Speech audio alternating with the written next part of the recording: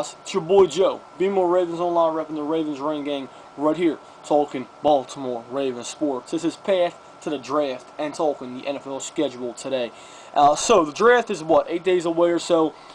I'm excited. I'm pumped up. I cannot wait for these first couple rounds and the first night of the NFL draft. And while everybody's saying what will the pick be at pick 32 for the Baltimore Ravens, and all my mock drafts have led you to believe that, it's still in the back of my mind, in the realm of possibility, subconscious mind, that Ozzie will find a way to trade out of the first round to get possibly a second, 2 second-round picks, or maybe an extra third, so on and so on. It's always a possibility, and everybody says, well, if they do that, we're going to mess up, and we're not going to get the talent. Not necessarily so. I think what the Ravens need, what the Ravens are looking for in their first pick, be plenty of them in the second round.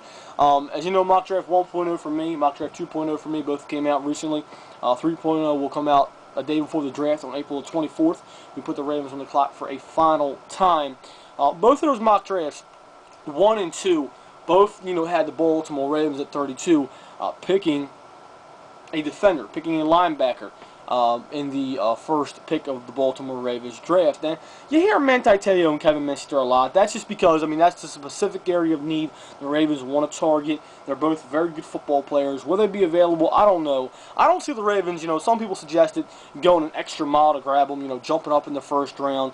I don't see it happening. I don't see the Ravens going, for example, if they're at 17, 18 or something like that, and they're getting into the 20s and they're becoming more of a threat to leave. I don't see the Ravens jumping from 32 and giving up a whole lot to grab, a player that they need, 17, 18th pick or something like that to grab that spot. You never know with Ozzie, but I highly doubt that. The same with Tavon Alston. He could be available at pick 32. Who knows? But I just don't see us giving up the 32nd pick, or even grabbing up early to get Tavon Alston. He's a Baltimore native. He's got some great talent. From my opinion, though, he just doesn't fit for what Baltimore's looking for, what I want. That's my opinion. Baltimore, a lot, they think differently than us, and a lot of other fans do as well. I think there's plenty of other receivers in the second or third round, maybe the fourth round the Ravens could grab up. Their goal, and everybody's thinking, is they're looking for a big-bodied receiver to replace Bolden, and that's true. We want to grab somebody like that. We failed at doing free agency, so of course we're going to do it in the draft.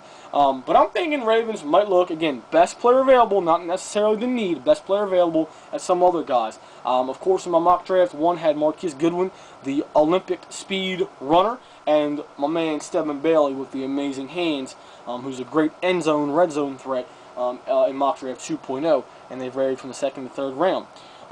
When it comes to receivers, there's other possibilities out there. Ravens were looking at one guy, I believe it was Patton from LSU. He's a possibility as well. Not a big fan of him, but in Ozzie we trust. When it comes to the linebackers, again, everybody's a possibility. Everybody from Ogletree to Arthur Brown, maybe a beast of a pass rusher like Marcus Hunt.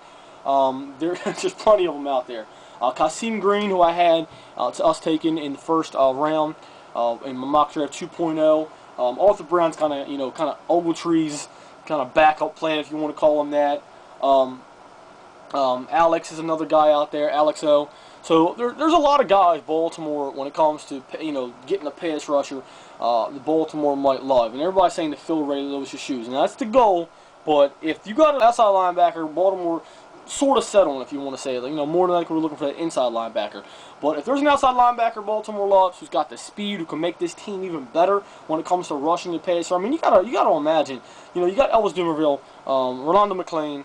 Courtney Upshaw wants to get more into that rushing the passer type role. You still got Nada Suggs, and adding somebody everywhere from Ogletree to Brown, from Hunt, to Green. That's a big possibility. Baltimore might love that, might intrigue them a lot to grab somebody, and your defense is pretty much on the line, solid up. Somebody can really scare the heck out of quarterbacks. That's my opinion. Then you look in the backfield. Now, cornerback for me is a need that Baltimore probably needs to address. I don't see us doing it in the first round. There's a couple of guys out there, but I don't see us doing it in the first round. I think that's more of maybe a 4th or a 5th round kind of deal. That's my opinion. Safety's a possibility. Somebody like Eric Reed. I love the guy, but is he going to be available pick 32? I don't know.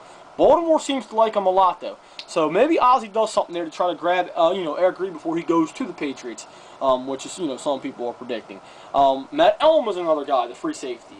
But some people are talking as early as the Lions. Some people are talking as late as the Ravens. So that's something you have to watch out for. The offensive line.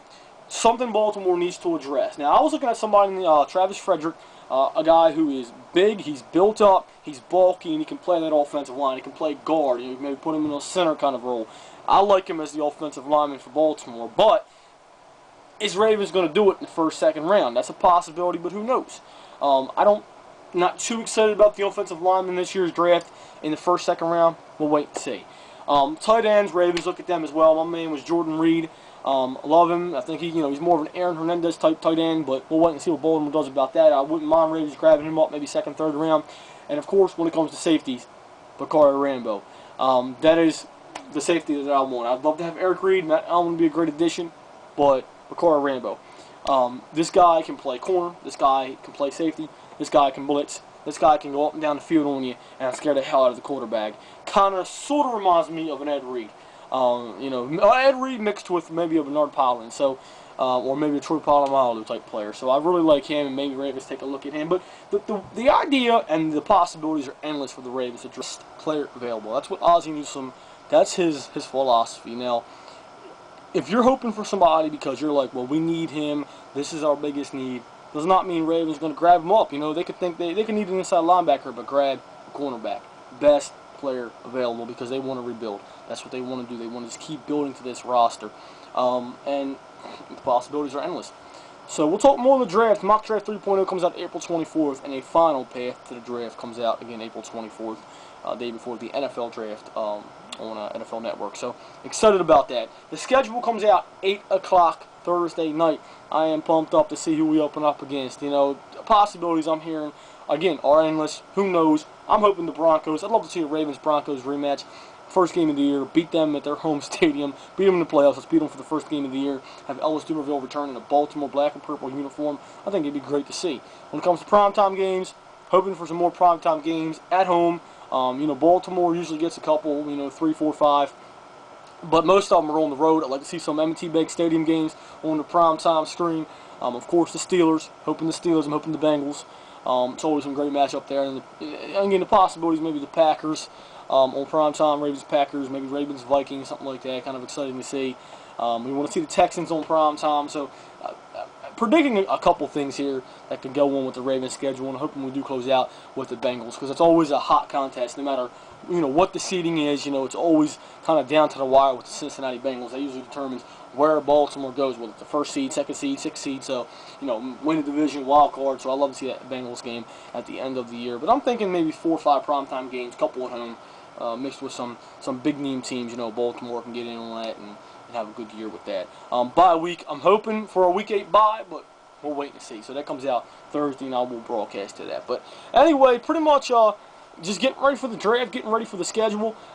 Cannot wait to see these guys go into mandatory camps, voluntary camps. Go into the OTAs and training camp, preseason, and regular season. These guys getting ready to show the world, the defending Super Bowl champions, can repeat. But that's not on our minds right now, not to repeat, just to have a great season, to get back in the playoffs, and then chase the Lombardi for a second time in a row.